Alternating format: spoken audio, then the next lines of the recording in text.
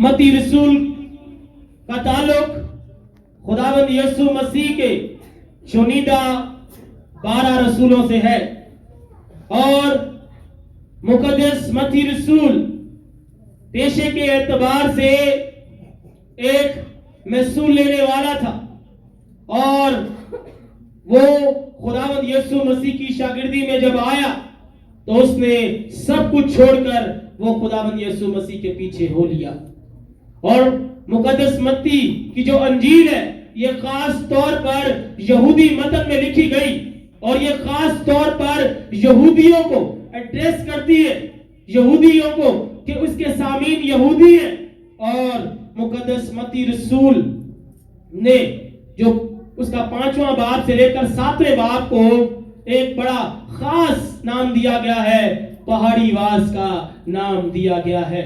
और यहां पर भी खुदावंद यीशु मसीह सिर्फ अपने शागिर्दों के साथ हम कलाम है और इस पहाड़ी वास में खुदावंद यीशु मसीह फिका के हवाले से, शरीयत के हवाले से, अहकामात के हवाले से सिखाता हुआ नजर आता है। और जब हम यहां देखते हैं तो खुदावंद यीशु मसीह अपने शागिर्दों को जो बुनियादी जरूरियात है उनके हवाले से भी सिखा रहा है, जिसमें वो उनसे क्या कहता है, इसलिए 25वीं आयत से, इसलिए मैं तुमसे कहता हूं कि अपनी जान की फिक्र ना करना। खुदावंद यीशु मसीह उन्हें सिखा रहा है, उन्हें बता रहा है कि तुमने जो फिक्र है, एंजाइटी है, जो परेशानी है, वरी होना, इसको छोड़ दो। और क्या कहता है? कहता है जान की फिक्र ना करना कि हम क्या खाएंगे या क्या पिएंगे और ना अपने बदन की कि क्या पहनेंगे। इंसान को सबसे ज्यादा फिक्र किस चीज की होती है?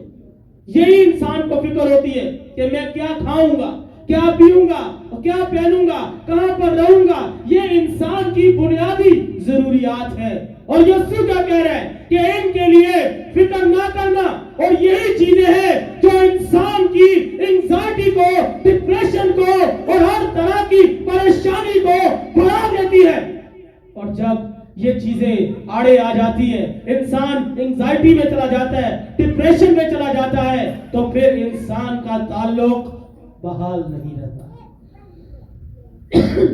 वो चाहे खुदा के साथ हो या किसी अपने के साथ हो, फिर इंसान फिजिकली कह ले या मेंटली जो है ना, वो इंसान जो है वो एक तरह से कह ले बीमार रहता है। और इंसान जब कंपैरिजन करना शुरू कर देता है, इंसान दूसरे के साथ फिर क्या करता है? कंपैरिजन करता है, मुआवजा करना शुरू कर देता है कि उसके पास अच्छे कपड़े हैं, उसके पास अच्छी खुराक है, उसके पास अच्छा पीने को है, उसके पास अच्छा घर है, लेकिन मेरे पास कुछ भी नहीं है। और इंसान क्या करता है? इंसान फिर खुदा की शुक्रगुजारी नहीं करता, बल्कि इंसान क्या करता है? फिर वो खुदा के खिलाफ चलना शुरू कर देता है। इसलिए यीशु ने पहले से ही कह दिया है कि क्या ना करो, फिक्र ना करो कि हम क्या खाएंगे, क्या पिएंगे, क्या पहनेंगे, कहां रहेंगे। एक कहानी से सीखने की कोशिश करते हैं। कहानी क्या कहती है? एक कौवा था, वो जंगल में एक दरख्त पर बैठा हुआ है और वो बैठकर क्या कर रहा है? वो मुआवजा कर रहा है कि मैं कैसा परिंदा हूं, मेरी क्या जिंदगी है, मैं किसी काबिल नहीं हूं। और वो क्या करता है? जब इतना सोचता है तो सोचते सोचते उसकी आंखों से आंसू गिरने लगते हैं। और जब उसकी आंखों से आंसू गिरते हैं तो नीचे एक साधु खुदा की शुक्रगुजारी कर रहा होता है, खुदा की इबादत कर रहा होता है, खुदा की बंदगी कर रहा होता है। और वो जब रो रहा होता है कौवा, तो उसके आंसू जो है वो साधु के मुंह पर, चेहरे पर गिरते हैं और वो देखता है कि ये कौन है। और कौवा नीचे आकर साधु के पास बैठ जाता है। और जब वो साधु के पास बैठता है तो साधु उसको पूछता है कि क्यों रो रहा है। उसने कहा रो तो नहीं तो क्या करूं, मेरी क्या जिंदगी है, मुझे कोई नहीं चाहता, मुझे कोई पसंद नहीं करता। तो साधु कहता क्या करूं? वो कहता है कि मुझे तू राजहंस बना दे। देखा वो बगला, मुझे वो बना दे, स्वान वो बना दे। कितना अच्छा वाइट है वो, कितना खूबसूरत है वो, मछली पकड़ता है, खाता है। उसने कहा अच्छा, उसने कहा मैं जादू करके तुझे बना दूंगा, लेकिन इससे पेशतर तू जाकर उससे पूछ, राजहंस से पूछ, अगर वो कहता है वो खुश है तो मैं तुझे भी राजहंस बना दूंगा। वो जाता है उसके पास और उससे जाकर पूछता है कि तू कैसा है, क्या तू अपनी जिंदगी में खुश है? और वो उसको क्या कहता है? नहीं मैं अपनी जिंदगी से खुश नहीं हूं। बोला क्यों? कहता मेरी क्या जिंदगी है, मेरी जिंदगी में ना कोई रंग है, एक ही कलर है मेरे पास, सफेद कलर है, कायनात रंग बरंगी है, मैं कोई खुश नहीं हूं क्योंकि मेरे पास एक ही रंग है, सफेद रंग। और ये समझे जो सफेद रंग है वो ये रंग है। देखो कहता तोते के पास जा, तोता रंग बिरंगा है, वो जरूर खुश होगा। और वो जाता है तोते के पास, तोते को जाके देखता है, कहता है तू तो रंग बिरंगा है, तू तो बड़ा खूबसूरत है, तेरे अंदर कितने कलर्स हैं। और तोता उसको क्या कहता है? कहता है मैं खुश नहीं हूं, मेरे इन रंगों का क्या फायदा, ये रंग किस काम के हैं जब मेरे पास आजादी नहीं है। मुझे इंसान लोग पकड़कर क्या करते हैं? कैद कर देते हैं, और कैद करके क्या करते हैं? बंदी बनाकर रख लेते हैं। ये कैसी खुशी है? मोर के पास जा, मोर असल खूबसूरत और खुश है। वो चिड़ियाघर चला जाता है और वो देखता है कि मोर वहां पर है, और मोर के पास हजारों लोग आ रहे हैं उसको देखने के लिए। और वो मोर को जाके पूछता है कि क्या तू खुश है, क्या तेरी खूबसूरती है? और मोर उसको क्या कहता है? क्या खूबसूरती की बात है, मैं तो यहाँ पर रह रहा हूँ, कोई खाना देता है तो खा लेता हूँ, मेरे पैरों को तोड़कर लोग सजावट घरों की डेकोरेशन करते हैं, कौन, मैं तो खुश नहीं हूँ। उसने कहा फिर खुश कौन है? उसने कहा अगर कोई खुश है तो वो कौवा है, जिसको ना कोई कैद करता है, ना कोई पकड़ता है, ना उसकी तरफ किसी का ध्यान है, बल्कि तू खुश नसीब है, तू खुश है क्योंकि तुझे कोई कैद करने वाला नहीं है। तू जहां जाना चाहता है जाता है, और जहां से चाहता है खाता है, किसी की नजर तुझ पर नहीं है, ना तेरे पैरों को कोई तोड़कर वो कोई डेकोरेशन बनाता है, इसलिए तू क्या है? खुश नसीब है। और वो साधु के पास जाकर क्या कहता है? अब उसके आंसू नहीं गिर रहे हैं, अब वो खुश है, और खुशी के साथ जाकर क्या कह रहे हैं कि भाई मैं खुश हूं। तो अजीजों, जब हम किसी के साथ कंपैरिजन नहीं करेंगे, जब हम किसी के साथ मुआवजा नहीं करेंगे कि वो कौन है, वो क्या है, उसके पास क्या है, मेरे पास ये नहीं है, वो ये करता है, वो ये, उसके पास ये नौकरी है, जब हम अपनी हालत पर खुश होंगे तो क्या है, फिर हम ठीक है। मुकद्दस पौलुस रसूल क्या कहता है? सुने जरा, कहता है फिलिपियों के नाम खत उसका 4 बाब 4 आयत से, कहता है खुदावंद में हर वक्त खुश रहो। फिर कहता हूं खुश रहो। खुशी कहां से नसीब होती है? कोई दुनिया में खुशी नहीं दे सकता है, किसी के पास इख्तियार नहीं है जो आपको खुशी दे। जिसको उठा के देखो आप, उसका गम मुझसे बड़ा है। जिस किसी को उठा के देखो, कोई किसी गम में पड़ा है, कोई किसी गम में पड़ा है, कोई किसी गम में पड़ा है, हर बंदा अपनी अपनी मुख्तलिफ तकलीफ में है। क्या कहता है? खुदावंद में, किसमें? क्योंकि खुशी देने वाला सिर्फ एक ही है, जिसने हमें बनाया है वही खुशी देने वाला है। इसलिए वो कहता है कि खुदावंद में खुश रहो। फिर कहता हूं खुश रहो, तुम्हारी नरम मिजाजी सब आदमियों पर जाहिर हो। कंपैरिजन ना करो कि वो क्या है, उसके पास क्या है, मेरे पास क्या है, वो क्या करता है, मैं क्या करता हूं। तो क्या कहता है? तुम्हारी नरम मिजाजी सब आदमियों पर क्या हो, जाहिर हो। और क्या कहता है, खुदावंद करीब है, वो करीब होकर सुनता है, किसी बात की फिक्र न करो, बल्कि हर एक बात में तुम्हारी दरखास्त दुआ और मिन्नत के वसीले से शुक्रगुजारी के साथ खुदावंद के सामने पेश की जाए। शुक्रगुजारी के साथ कि खुदावंद जो तूने दे दिया तेरा शुक्र करता हूं, जो मेरे पास है मैं तेरा शुक्र करती हूं। और फिर क्या कहता है, तो खुदा का इत्मीनान जो समझ से बिल्कुल बाहर है तुम्हारे दिलों और ख्यालों को मसीह यीशु में महफूज रखेगा। एंजाइटी कहां आती है, हाथ में पकड़ी हुई हमने, फिक्र हाथ से फाड़ के फिरने सिर पे चौक के हमारे दिमाग में। और ये क्या कह रहे हैं, इत्मीनान, खुदा का इत्मीनान जो समझ से बिल्कुल है तुम्हारे दिलों, हमारे अंदर है एंजाइटी, फिक्र कहां है, हमारे अंदर है। तुम्हारे दिलों और ख्यालों को यीशु मसीह में,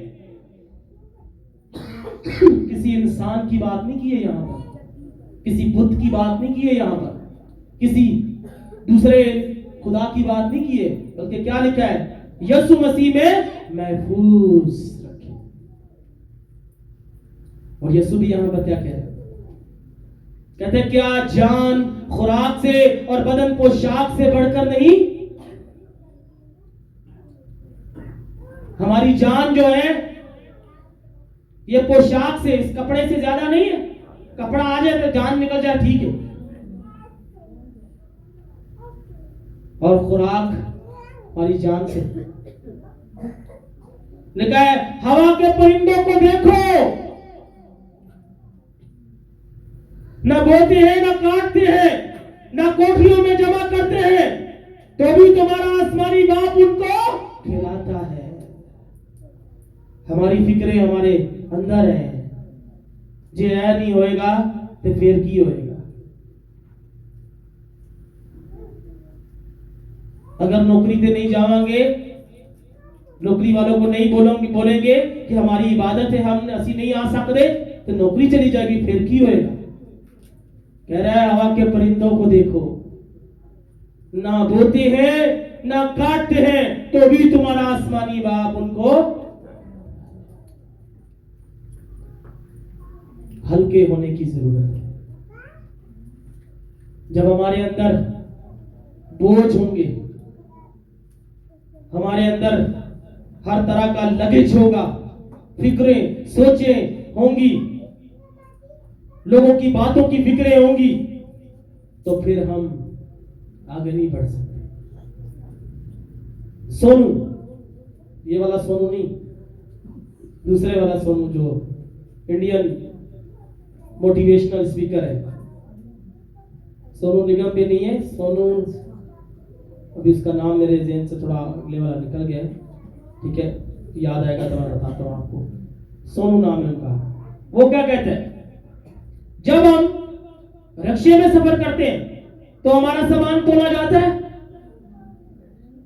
बस में सफर करते हैं हमारा सामान तोल के रखा जाता है, जब हम ट्रेन में सफर करते हैं तो हमारा सामान तोल कर रखा जाता है, लेकिन जब हम फ्लाई करते हैं, जहाज में जाते हैं, तो क्या होता है, तब तोला जाता है ना। तो अजीजों, चलने के लिए वजन का कोई मैटर नहीं है, वजन मैटर नहीं करता, लेकिन उड़ने के लिए वजन मैटर करता है। तो जब हम सिर्फ चलना चाहते, ऑर्डिनरी चीजें लेना चाहते, बस यहां तक ही रहना चाहते, तो अजीजों सिर्फ जो भी हमारे अंदर पड़ा है हम सिर्फ यहां तक ही रहेंगे। लेकिन अगर दुनिया को, आसमान को छूना चाहते हैं, अगर इस दुनिया में कुछ नाम पैदा करना चाहते हैं, बढ़ना चाहते हैं, फ्लाई करना चाहते हैं, तो ये चीजें निकालना पड़ेंगी।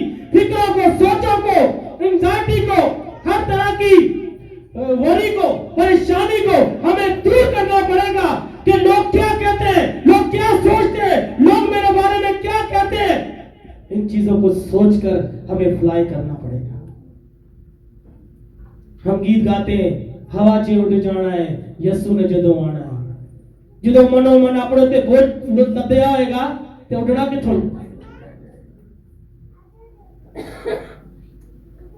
फ्लाई करने के लिए खाली करना पड़ेगा। ये रूह जो है जब ये निकलती है तो फ्लाई करती है हल्की।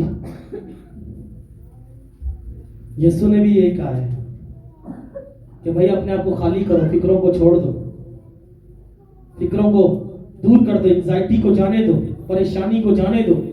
कंपैरिजन ना करो कि फलां क्या है मैं क्या हूं, फलां क्या है मैं क्या हूं, ये क्या है वो क्या है। अपने ऊपर फोकस करो। और फिर लिखा है क्या, अब यीशु क्या कह रहे हैं, देखिए कदर कहता है क्या तुम इनसे ज्यादा कदर नहीं रखते? तुम में ऐसा कौन है जो फिक्र करके अपनी उम्र में एक घड़ी भी बढ़ा सकता है कोई? तो यीशु क्या कह रहे हैं? यीशु ने में क्या ठहराया है? दुम ठहराया है, सर ठहराया है। तो सर क्या है? ऊंचा होता है। तो फिक्रों को छोड़े, सोचों को छोड़े। और यीशु कहता है कि अपनी एक घड़ी भी उम्र बढ़ा सकते हो फिक्र करके। और पोशाक के लिए क्यों कर फिक्र करते हो? जंगली शोषण के दरख्तों को देखो, गौर से देखो कि वो किस तरह बढ़ते हैं। वो ना मेहनत करते हैं ना काटते हैं। तो भी मैं तुमसे कहता हूं, कोई बंदा नहीं कह रहा है, कोई इंसान नहीं कह रहा है, खुदाओं का खुदा, बादशाहों का बादशाह, कुल मुख्तार जिसके पास है, मुख्तार कुल कह रहा है, एल शदाई कह रहा है, अदोनाय कह रहा है। क्या कह रहा है? कहता है कि सुलेमान भी बावजूद अपनी सारी शान और शौकत के उनमें से किसी की मानिंद मुलब्बस ना था। मालिक कह रहा है, जो सुलेमान का भी मालिक है, जो जंगली शोषण का भी मालिक है, जिसने सुलेमान को हिकमत दी है, जिसने सुलेमान को पैसा दिया, जिसने सुलेमान को इख्तियार दिया, जिसने सुलेमान को मखसूस करवाया, जिसने सुलेमान को तख्त पर बिठाया, वो कह रहा है कि जंगली शोषण सुलेमान से बेहतर है क्योंकि उन्हें मैंने मुलव्वस किया है। ना वो बोलते हैं ना काटते हैं परिंदों के बारे में, और फिर वो पौधों के बारे में भी क्या कह रहा है कि वो क्या है, ना मेहनत करते हैं ना काटते हैं, तो भी वो क्या है? मुलव्वस है। उनको पोशाक कौन पहना रहा है? खुदावंद पहना रहा है। और फिर कहता है बस जब खुदा मैदान की घास को जो आज है और कल तनूर में जो की जाएगी ऐसी पोशाक पहनाता है, तो कम में थका दो, तुमको क्यों ना पहनाएगा? कम में तकात कह रहा है, ईमान की कमी की बात कर रहा है कि तुमने इतनी चीजें अपने पर लाद ली है कि ईमान उनके नीचे क्या हो गया है? दब गया है। रिलीज करो, आजाद करो अपने आप को। और क्या कहता है कि तुम्हें क्यों नहीं देगा? जो घास को दे रहा है कि आज है कल तनूर में झोंकी जाएगी, तुम्हारी कदर तो उनसे कहीं ज्यादा है। तुम तो बादशाही के वारिस हो, तुम तो मेरे बेटे बेटियां ठहर गए हो, तुम्हें तो मैंने अपने खून से खरीद लिया है, तुम्हारा तो मैंने फिदिया दिया है, तुम्हारे लिए तो मैं इस दुनिया में आया हूं, तुम्हारे लिए तो कफारा देने के लिए आया हूं, तुम्हारे ऊपर तो फजल किया गया है, तुम्हें ही तो निजात देने के लिए आया हूं। ऐ कम एतकादो, तुम्हें क्यों ना पहनाएगा? और फिर क्या लिखा है? इसलिए फिक्रमंद होकर ये ना कहो कि हम क्या खाएंगे या क्या पिएंगे या क्या पहनेंगे, क्योंकि इन सब चीजों की तलाश में गैर कौमें रहती है। और तुम्हारा, हमारा, यीशु कह रहा तुम्हारा यानी हमारा आसमानी बाप जानता है कि तुम इन सब चीजों के मोहताज हो। जिसने हमें पैदा किया है, जिसने हमें चुन लिया है, वो हमारी जरूरतों को भी जानता है। और फिर क्या कहता है, बल्कि तुम पहले उसकी बादशाही, और दूसरी पहली चीज है उसकी बादशाही, और दूसरी चीज क्या है, उसकी रास्तबाजी की तलाश करो। क्या करो? और जब तलाश किया जाता है तो फिर इंसान क्या करता है? तलाश के लिए सब चीजें छोड़ देता है और निकलता है। फिर उसको अपनी फिक्र नहीं होती। जब किसी चीज को तलाश किया जाता है, अगर बच्चा गुम हो जाए तो मुझे अपनी फिक्र होगी, जिनके बच्चे हैं उसको अपनी फिक्र होगी। वो सब कुछ छोड़कर क्या करता है?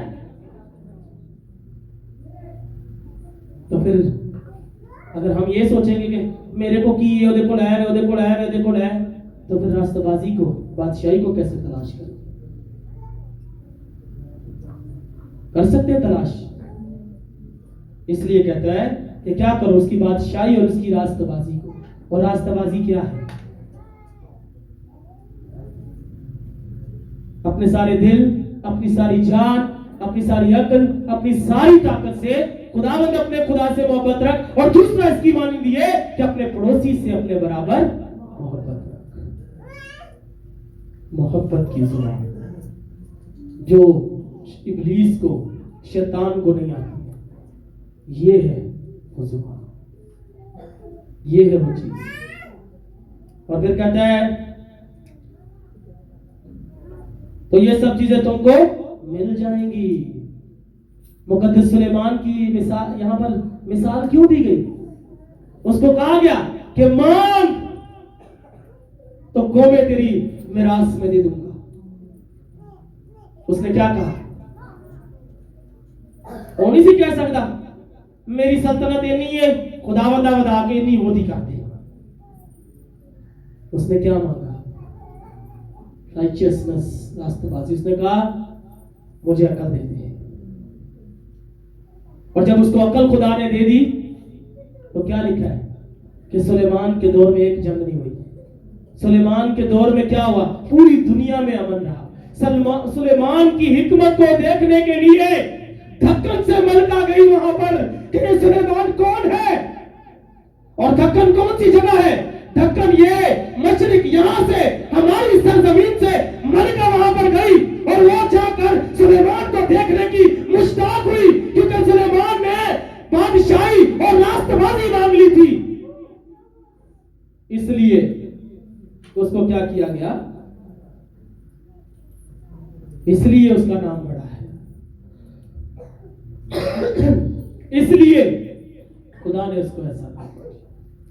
उसने लालच नहीं किया है, उसको फिक्र नहीं थी कि मेरे पास क्या होगा क्या नहीं है। उसने कहा मुझे हिकमत दे दे। तो अजीजों, हिकमत की जरूरत है। कहते हैं बस कल के लिए फिक्र ना करो, क्योंकि कल का दिन अपने लिए आप फिक्र कर लेगा। आज के लिए आज ही का दुख काफी है। तो अजीजों, जमा कर करके फिक्र कर करके अपनी जिंदगी को खराब करते हैं। इस दुनिया में आए हैं, ठीक है, मैं ये नहीं कहता, जरूरत के मुताबिक होना चाहिए, पर हद से भी ज्यादा नहीं करना चाहिए। बिल्कुल भी ऐसा ना हो कि भाई बिल्कुल ही ना खाना पीना ही बंदे दे हो जाए। जब खुदा ने आपको ब्लेस किया है, अपनी ब्लेसिंग को कायम रखें, लेकिन खुदावंद को ना भूल जाए। हमने क्या करना है? हवा में उड़ के उसका इस्तेमाल करना है। तो जब हवा में उड़ना है तो उसकी रास्तबाजी हमारे अंदर होगी तो होगा, उसकी बादशाही की तलाश होगी तो हम ये कर सकेंगे। अगर हम हमेशा कंपैरिजन करते रहेंगे उस कौवे की तरह, तो फिर हमारे लिए मुश्किल हो जाएगी। अगर हम अपने पर बोझ डालते रहेंगे तो फिर उड़ना मुश्किल हो जाएगा। तो आइए अजीजों, आज हम अहद करें कि उसकी बादशाही को तलाश करें, उसकी रास्तबाजी को तलाश करें, अपने अंदर मोहब्बत को कायम कर लें। खुदावंद मुझे और आप सबको इस मुकद्दस मुतबर पाक कलाम पर अमल पैरा होने की तौफीक बख्श दे। आमीन।